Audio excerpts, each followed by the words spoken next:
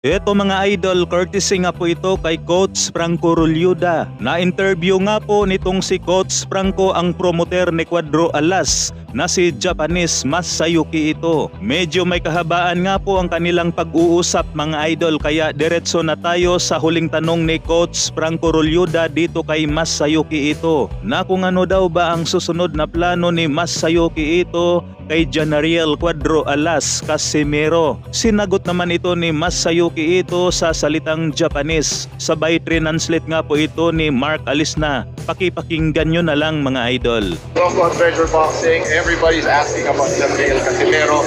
So what is Treasure Boxing Promotions plans for Janriel Casimero as of right now?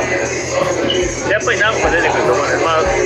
ドヘニーだったり、DJ ドヘニーだったり、あとカパレスだったり、ちょっといろいろ考えてるけど、やっぱり、次、直哉と井上がね、井上直哉とネリがやるから、やっぱりこの次、それこそ直哉のマネージャーたちと話したときに、話したというか、本田会長、定見会長とか話したときに、やっぱりこの前のラストの試合じゃ直哉とできないんですよ。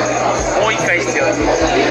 もう一回ちゃんとした相手とちゃんと勝っていい試合をした方ができるよって言われてるから、やっぱりタパレスだったり TJ ドヘニーだったり、あとそれから日本人の今いい選手いるから、その辺ちょっとこう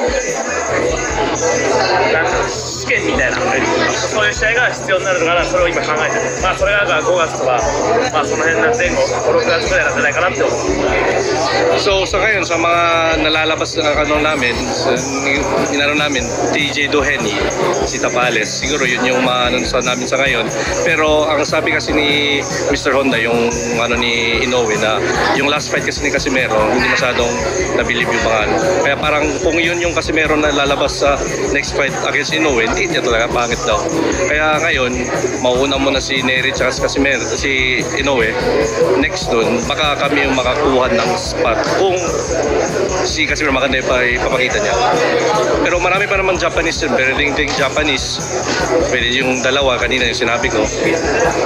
Parang test para kay Casimero ito ngayon.